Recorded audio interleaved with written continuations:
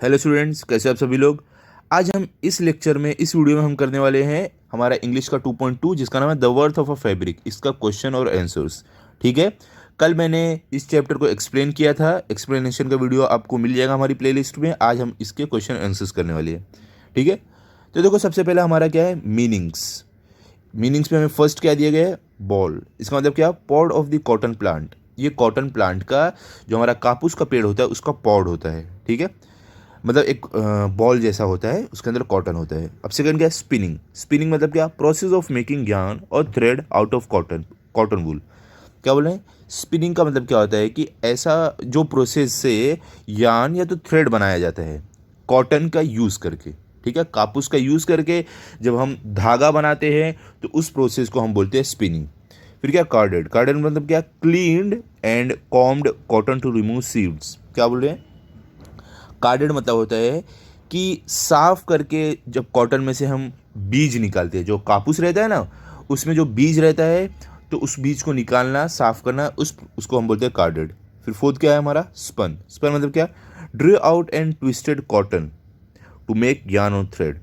क्या बोले, स्पन मतलब होता है कि जो ट्विस्टेड कॉटन रहता है, जो उलझे हुए कॉटन कापूस रहते हैं उसको सही से करना, उसको क्या करना, उसको जो उलझे हुए कॉटन रहते हैं उसको वापस सही करना, खोलना। ऐसा क्यों करते हैं, ताकि हम उससे थ्रेड बना सके, धागा बना सके। फिफ्थ क्या, रिवॉर्डेड। रिवॉर्डेड मतलब क्या, when one is rewarded one gets what he has worked for. क्या बोल रहे हैं कि जब किसी को इनाम मिलता है, पुरस्कार मिलता है, या तो आप बोल सकते हो जब किसी को अपने काम का, अपने किए हुए काम का इनाम मिलता है, उसको हम बोलते हैं रिवॉर्ड, इनाम। सिक्स क्या है, आइडलनेस। आइडलनेस मतलब क्या है, लेजीनेस, मतलब सुस्ती। ठीक है, अभी देखो आगे देखो, क्वेश्चन नंबर 2 में क्या है आपको, आंसर इन 1 और 2 सेंटेंसेस। हमें एक या दो वाक्य में इसका आंसर लिखना है। पहला क्या, वो वॉज थिरुवल्लुवर। क्या बोले, थिरुवल्लुवर जी कौन थे। आप आंसर में क्या लिखोगे, Thiruvalluvar was a great Tamil saint poet. आप लिखोगे कि थिरुवल्लुवर एक तमिल के एक बहुत ही महान संत कवि थे। सेकंड क्या है, how long did Thiruvalluvar live. क्या बोले कि थिरुवल्लुवर जी आज से कितने समय पहले रहते थे। तो आप आंसर में क्या लिखोगे, Thiruvalluvar lived more than 2000 years ago. क्या लिखोगे आप कि थिरुवल्लुवर जी आज से करीब 2000 साल पहले रहते थे। ठीक है, अब देखो थर्ड में आपको क्या है, what did Thiruvalluvar do for a living. क्या बोल रहे हैं, थिरुवल्लुवर जी अपनी रोजी रोटी के लिए क्या करते थे, कमाई के लिए क्या करते थे। आप आंसर में क्या लिखोगे, Thiruvalluvar wove beautiful fabrics and saris and sold them in the market to make his living. क्या बोल रहे हैं, थिरुवल्लुवर जी बहुत ही सुंदर सुंदर कपड़े और साड़ियों की बुनाई करते थे, और उनको बुनने के बाद वो उसे बाज़ार में, मार्केट में बेचा करते थे, कमाने के लिए, अपनी रोज़ी रोटी के लिए। फोर्थ क्या, व्हाट इज़ थिरुकुलर, थिरुकुरल। क्या यहाँ पर बोल रहे हैं कि थिरुकुरल क्या है। तो आप आंसर में लिखोगे, Thirukkural is a book of teachings by the great Tamil saint poet Thiruvalluvar. क्या आप लिखोगे, जो थिरुकुरल बुक है ये हमारे बहुत ही महान जो तमिल के संत कवि हैं थिरुवल्लुवर जी, इनकी इसमें टीचिंग है। इन्होंने जो भी चीज़ें बताई हैं, जो भी चीज़ें सीख, लोगों को जो भी सीख दी है, सारी इस बुक में हमें मिलेंगी। ठीक है, ये बुक को आज भी लोग के द्वारा बहुत सम्मान, बहुत प्यार मिलता है, जैसे कि हमने चैप्टर में पढ़ा था। ओके, अब चलो क्वेश्चन नंबर 5 पर चलते हैं। तो देखो यहाँ पर आपको 5th में क्या दिया गया है, how did the rich young man spend his time. क्या बोल रहे हैं कि जो रिच यंग मैन था, जो अमीर, जो युवक था, वो अपना समय किस तरीके से गुजारता था। आंसर क्या, the rich young man wasted most of his time roaming with his friends and making fun of other people. क्या लिखोगे आप आंसर में कि जो अमीर युवक था ये अपना ज़्यादातर समय अपने दोस्तों के साथ इधर उधर घूमने में और लोगों का मजाक उड़ाने में अपना समय बर्बाद करता था। ठीक है, 6 क्या है, what was the rich young man sure about. क्या बोले कि ये जो अमीर युवक था इसे अपनी किस बात पर यकीन था। तो आंसर में आप क्या लिखोगे, the rich young man was sure that he could make Thiruvalluvar angry. क्या आप लिखोगे कि जो ये रिच यंग मैन था, जो ये अमीर युवक था, इसे अपनी एक बार बात पर पूरा भरोसा था कि ये थिरुवल्लुवर जी को गुस्सा दिला सकता है। ठीक है, देखो अभी 7th में क्या आपको दिया गया है, 7th में है, What change was seen in the rich young man after the saint poet spoke to him। क्या बोल रहे हैं कि जो ये अमीर युवक था इसमें क्या बदलाव देखने को मिला जब ये जो संत कवि थिरुवल्लुवर जी इससे बात किए, इसे कुछ बातें बताई। तो आप आंसर में क्या लिखोगे? The rich young man felt ashamed of himself after the saint poet spoke to him and he decided there and then to give up his idleness and bad habits. क्या बोल रहे? कि जो अमीर युवक था, ये जो जवान अमीर युवक था, इसे अपने ऊपर बहुत ही ज़्यादा शर्म आने लगी जब जो संत कवि थिरुवल्लुवर जी हैं जब इससे बात किए, और इसने ये निश्चय किया कि ये आज से अपनी आइडलनेस, अपनी सुस्ती को और अपनी बुरी आदतों को छोड़ देगा। ठीक है। क्वेश्चन नंबर 8 में क्या है? Did the rich young man succeed in making the saint poet angry. क्या बोल रहे हैं? कि क्या ये जो अमीर जवान युवक जो था ये कामयाब हुआ संत कवि को गुस्सा दिलाने में? आप आंसर में क्या लिखोगे? No, the rich young man did not succeed in making the saint poet angry.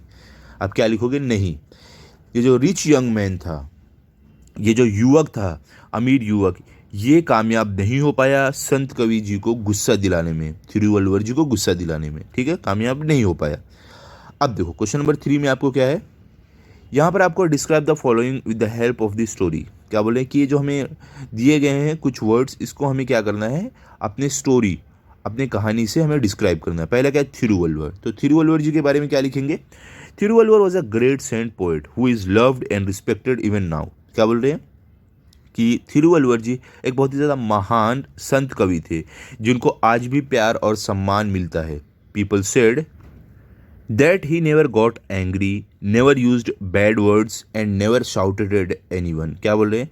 कि लोग ये कहा करते थे कि थिरुवल्लुवर जी कभी भी किसी पर गुस्सा नहीं हुए, कभी भी किसी के खिलाफ अपशब्द यूज़ नहीं किया, किसी के खिलाफ अपशब्द यूज़ नहीं किया, और ना ही ये कभी किसी के ऊपर चिल्लाए। He was polite, calm and used a quiet tone even in the most infuriating situation. क्या बोल रहे हैं?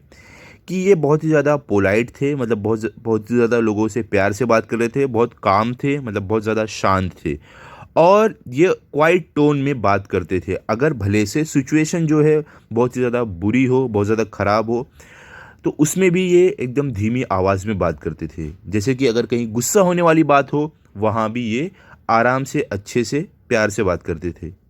अब आगे क्या है देखो, सेकंड में आपको क्या दिए गए? The rich young man. देखो ये जो अमीर युवक था, जो अमीर जवान युवक था, उसके बारे में आप क्या लिखोगे? The rich young man was the rich young man wasted his time by roaming around with his friends more often than not making fun of others. क्या बोल रहे हैं? कि जो रिच यंग मैन था, जो ये अमीर युवक था, ये ज़्यादातर अपना समय इधर उधर अपने दोस्तों के साथ घूमने में और दूसरों का मजाक उड़ाने में बर्बाद करता था अपना समय। He was arrogant to no bounds and decided to test the patience of Thiruvalluvar which was an unethical thing to do. क्या बोल रहे हैं? कि ये जो रिच यंग मैन था, जो ये अमीर युवक था, ये बहुत ज़्यादा एरोगेंट था, मतलब बहुत ज़्यादा घमंडी था, और इसने एक दिन डिसाइड किया, एक दिन निश्चय किया कि थिरुवल्लुवर जी का पेशेंस चेक करेगा कि उन्हें वो गुस्सा दिला सकता है या नहीं। उनका सब्र चेक करना चाहता था, जो बहुत ज़्यादा अनएथिकल चीज़ थी, मतलब बहुत ज़्यादा अनैतिक काम आप बोल सकते हो। ठीक है। तो आगे देखो क्या है? Despite his egoistical behaviour he listen to the words of Thiruvalluvar carefully and put them to use thereby changing his idleness and bad habits. क्या बोल रहे हैं? कि उसके घमंडी बिहेवियर के बाद भी उसने थिरुवल्लुवर जी की बातों को सुना, ध्यान से सुना, उस पर ध्यान ध्यान दिया, और उसके बाद उसने सीख ली कि वो अपने जीवन में अपनी सुस्ती को और बुरी आदतों को अब छोड़ देगा। ठीक है। अब देखो आगे क्या है, थर्ड में क्या है? The fabric woven by Thiruvalluvar. क्या बोले? जो कपड़े जो थिरुवल्लुवर जी द्वारा बुने जाते थे, क्या है? The fabric वॉजन made in a day. क्या बोले? कि जो कपड़े रहते हैं वो एक दिन में नहीं बनते हैं। Many people toiled in order to make it. क्या बोले? बहुत सारे लोग मेहनत करते हैं, उसके बाद ये कपड़ा बनता है। The farmer who grew cotton in his field worked hard for months through sun and rain. क्या बोले? वो किसान जो कॉटन अपने खेत में उगाता है, कापूस जो अपने खेत में उगाता है, वो कई महीनों तक गर्मी, धूप और बारिश में काम करता है। He picked cotton from each ball and gave it for spinning. क्या बोले? वो कॉटन का हर एक बॉल मतलब कि जो कापूस का बॉल रहता है वो अपने खेत से उठाता है और उसको स्पिनिंग के लिए देता है, मतलब जो धागा बनाने का प्रोसेस है उसके लिए देता है। Then someone else carded the cotton and spun it into long uniform threads. और क्या बोलते हैं, फिर कोई उस कॉटन को क्या करता है, उलझे हुए कॉटन को सही करता है और उसके बाद उससे एक लंबा धागा बनाता है। The threads were died carefully so that they took on lovely colours. क्या बोले, उसके बाद उस धागे को कलर दिया जाता है, डाई किया जाता है, मतलब कलर किया जाता है अलग अलग रंगों में। Thiruvalluvar wife and he then wove the threads together putting it in beautiful designs. और उसके बाद ये जो धागा है, इस धागे की मदद से, रंग बिरंगे धागे की मदद से थिरुवल्लुवर जी और उनकी पत्नी दोनों जन मिलकर क्या बनाते हैं, एक बहुत ही खूबसूरत डिज़ाइन, साड़ी, कपड़े, ये सब वो बनाते हैं बुनाई करके। ठीक है, अभी देखो क्वेश्चन नंबर 4 में आपको क्या दिया गया है, classify the words in A and B into positive and negative words. क्या बोल रहे हैं, हमें यहाँ पे कुछ वर्ड्स दिए गए हैं, इनको हमें क्लासीफाई करना है पॉजिटिव वर्ड्स में और नेगेटिव में। देखो पॉजिटिव वर्ड्स मतलब क्या, ऐसे वर्ड्स, ऐसे शब्द जो हमें अच्छी चीज़ों के बारे में बताते हों, ठीक है, जिससे हमें पॉजिटिव मैसेज मिलता हो। नेगेटिव वर्ड्स क्या होते हैं, जिसमें रिजेक्शन या तो डिसएग्रीमेंट ये सब रहता है। ठीक है, तो यहाँ पे हमें वर्ड्स दिए गए हैं, तो इनमें से हमें वर्ड्स पिक करना है। क्या, देखो, great, beautiful, arrogant, impatient, quiet, worthless, proud, happy, thoughtless, hasty. फिर बी में क्या है, shouted at wasted, answered, offered, smiled, refused, toiled, grew, died, rewarded, destroyed. ठीक है, तो इन वर्ड्स में से हमें चूज करना है कौन से पॉजिटिव वर्ड है, मतलब जिससे हमें कुछ अच्छी बातें मालूम पड़ रही है या तो कुछ अच्छी चीज़ें मालूम पड़ रही है, और कौन से नेगेटिव वर्ड है, मतलब जिससे हमें क्या डिसएग्रीमेंट या तो रिजेक्शन या तो बुरी चीज़ें मालूम पड़ रही है, वो हमें लिखना है। तो पहले हम पॉजिटिव वर्ड्स में क्या लिखेंगे, ग्रेट, ग्रेट मतलब कि महान, तो ये हमारा पॉजिटिव वर्ड में आएगा। ब्यूटीफुल मतलब सुंदर, ये भी हमारा पॉजिटिव वर्ड में आएगा। एरोगेंट, एरोगेंट मतलब क्या होता है, घमंडी, तो ये हमारा नेगेटिव वर्ड में चला जाएगा, घमंडी। ठीक है, इम्पेशेंट मतलब बेसब्र, तो ये हमारा क्या जाएगा, ये भी हमारा नेगेटिव वर्ड में जाएगा, देखो आप यहाँ पर देख सकते हो। ठीक है, फिर क्या है, क्वाइट, क्वाइट मतलब शांत, तो ये हमारा किस में जाएगा, पॉजिटिव वर्ड में जाएगा, क्वाइट। उसके बाद क्या है, वर्थलेस मतलब कि जो बेकार हो, तो ये किस में जाएगा हमारा, ये नेगेटिव वर्ड में जाएगा। यहाँ पे आप देख सकते हो ये नेगेटिव वर्ड्स में हमारा वर्थलेस। फिर क्या है आपका, प्राउड, मतलब कि जो अपने ऊपर फख्र करता हो, तो ये प्राउड हमारा पॉजिटिव वर्ड में आ जाएगा, यहाँ पर आप देख सकते हो। उसके बाद क्या है, हैप्पी, हैप्पी मतलब खुश, तो हमारा खुश भी किस में आएगा, पॉजिटिव वर्ड में, तो हम इसको पॉजिटिव वर्ड में डालेंगे, हमारा हैप्पी। यहाँ पर लिखा नहीं है लेकिन आपका पॉजिटिव वर्ड में आएगा, आप हैप्पी को पॉजिटिव वर्ड में डालना। ठीक है, फिर क्या, थॉटलेस, थॉटलेस मतलब बिना सोचे समझे, तो ये किस में आएगा, ये हमारा नेगेटिव वर्ड में आएगा, थॉटलेस, यहाँ पे आप देख सकते हो। ओके, हैस्टी, हैस्टी मतलब आप बोल सकते हो जल्दबाजी, तो हमारा किस में आएगा, नेगेटिव वर्ड में आएगा, आप यहाँ पर देख सकते हो हैस्टी। ओके, उसके बाद हमारा बी में क्या है, बी में देखो हमें दिया गया है शाउटेड एट, पहला है मतलब कि किसी के ऊपर चिल्लाना, तो ये हमारा किस में आएगा, नेगेटिव वर्ड में, देखो यहाँ पर नेगेटिव वर्ड में। फिर क्या है, वेस्टेड, बर्बाद करना, तो ये भी हमारा नेगेटिव वर्ड में आएगा, यहाँ पे हमने लिखा है ऑलरेडी, देखो। उसके बाद क्या, एंसर्ड मतलब जवाब देना, तो ये हमारा किस में आएगा, पॉजिटिव में आएगा, यहाँ पर देखो। फिर क्या, ऑफर्ड मतलब किसी को ऑफर करना, किसी को कोई चीज़ देना। ओके, तो ये हमारा किस में आएगा, पॉजिटिव वर्ड में। फिर क्या, स्माइल्ड मतलब हंसना, ये हमारा आएगा पॉजिटिव वर्ड में। रिफ्यूज़ मतलब कि मना कर देना, ये हमारा किस में आएगा, नेगेटिव वर्ड में। कहाँ पर दिया गया है, ये रहा देखो। ठीक है, फिर क्या, टॉयल्ड, टॉयल्ड मतलब क्या, मेहनत करना। ठीक है, तो ये हमारा किस में आएगा, पॉजिटिव वर्ड में, आप यहाँ पर देख सकते हो। फिर क्या, ग्रू, ग्रू मतलब उगाना, जो ये भी हमारा उगाना है तो बढ़ना, तो ये हमारा आएगा पॉजिटिव वर्ड में। फिर क्या, डाइड मतलब कलर करना, ये भी हमारा पॉजिटिव वर्ड में। रिवॉर्डेड मतलब कि इनाम मिलना, पुरस्कार मिलना, तो ये हमारा आएगा पॉजिटिव वर्ड में। फिर क्या, डिस्ट्रॉयड मतलब बर्बाद करना, तो ये हमारा आएगा नेगेटिव वर्ड में। ठीक है, अब समझ गए किस तरीके से लिखना है। ओके, अब चलते हैं आगे। क्वेश्चन नंबर 6 में क्या है आपको, right the antonyms of the following words. Antonyms मतलब क्या होता है, अपोजिट वर्ड्स। ठीक है, जिसको हम विरुद्धार्थी बोलते हैं। तो क्या है, देखो यहाँ पर पहला पोलाइटली, पोलाइटली का आपका अपोजिट क्या आएगा, इम्पोलाइटली। पोलाइटली मतलब क्या, प्यार से। इम्पोलाइटली मतलब आप बोल सकते हो गुस्से में।